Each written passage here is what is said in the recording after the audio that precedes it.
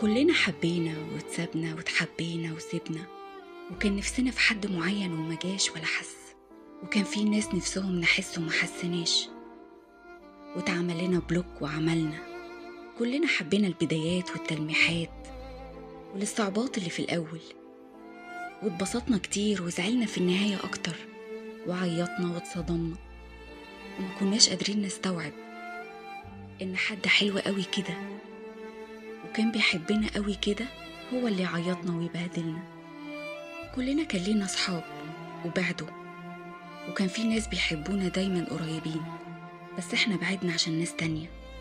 كل حاجة بتتنسي بالوقت، وكل مرة عيطت فيها اديتك درس وقوتك، واللي مشيوا ربنا خلاهم يمشوا لسبب، واللي ما حسوش لو كانوا حسوا كانوا مشيوا هما كمان.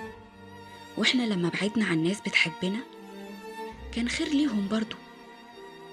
كل حاجة مكتوبة عند ربنا، وقدام كل مرة زعلت فيها رصيدك في الفرح بيزيد عنده.